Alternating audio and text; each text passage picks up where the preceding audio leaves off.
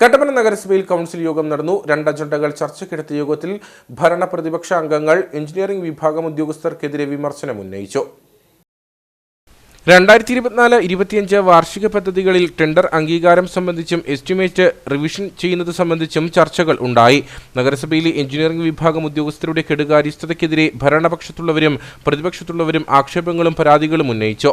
Engineering വിഭാഗം ഗുരുതരമായ വീഴ്ചകൾ ഉണ്ടാക്കുന്നു. ഇത് അന്വേഷിക്കുകയും നടപടി സ്വീകരിക്കുകയും വേണമെന്ന് കൗൺസിലർ മനോജ് മുരളി ആവശ്യപ്പെട്ടു.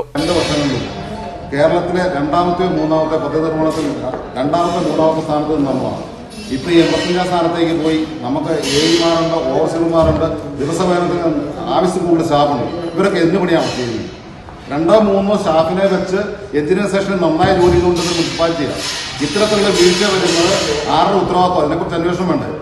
ബഹുമാനം വൈസ്യമാൻ പറഞ്ഞാൽ അംഗീകരിക്കുന്നു. ബാക്കി പോരാത്ത കാര്യങ്ങൾ പരിഹരിക്കുക. പക്ഷേ ഇരുത്തുന്ന ആൾക്കാർ ജോലി ചെയ്യുന്നുണ്ടോന്ന് അന്വേഷിക്കാനുള്ള ഉത്തരവാദിത്വം കൂടി ഈ മുനിസിപ്പാലിറ്റി ഭരിക്കുന്നവർക്കുണ്ട് എന്ന് ഞാൻ വിശ്വസിക്കുന്നു. അതിനുള്ള നടപടി കൂടി സ്വീകരിക്കണമെന്ന് വിനയപൂർവ്വം അഭ്യർത്ഥിക്കുന്നു. അനുമതി കിട്ടിയ പല പദ്ധതികളുടെയും കാലാവധി അവസാനിക്കുകയാണ്. എന്നാൽ ഉദ്യോഗസ്ഥരുടെ അനാസ്ഥ മൂലം ടെൻഡർ നടപടികൾ പോലും ചെയ്തിട്ടില്ലെന്ന് കൗൺസിലർ ധന്യ അനിൽ ആരോപിച്ചു. അതിന് 2021 മുതലുള്ള അനുമതി കിട്ടിയ വർക്കായിരുന്നു. ഈ മാർച്ചോടുകൂടി അതിന്റെ കാലാവധി തീരും.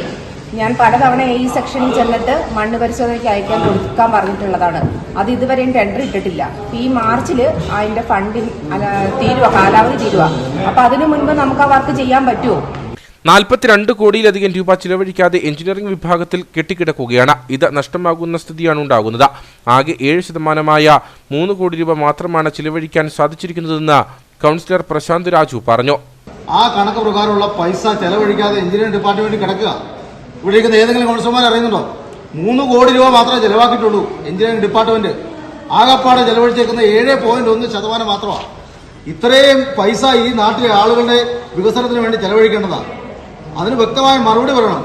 2024-25 സാമ്പത്തിക വർഷ പദ്ധതികൾ പോലും പൂർത്തീകരിക്കാൻ സാധിച്ചിട്ടില്ലെന്ന് കൗൺസിലർ തങ്കച്ചൻ പുരയിടം ആരോപിച്ചു.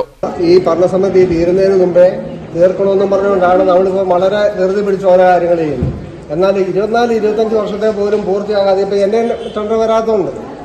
അപ്പൊ ഇങ്ങനെ പോയാൽ നമ്മൾ ഈ പദ്ധതികളൊക്കെ സമയബന്ധിതമായിട്ട് എങ്ങനെ പൂർത്തീകരിക്കും?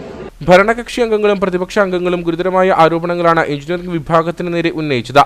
ഈ സ്ഥിതിഗതികൾ നഗരസഭയുടെ വികസന പ്രവർത്തനങ്ങൾക്ക് തന്നെ വിലങ്ങുതടി സൃഷ്ടിക്കും. അതുകൊണ്ട് തന്നെ അടിയന്തര നടപടി ഉണ്ടാകണമെന്നാണ് കൗൺസിൽ യോഗത്തിൽ അംഗങ്ങൾ ആവശ്യമുന്നയിച്ചത്.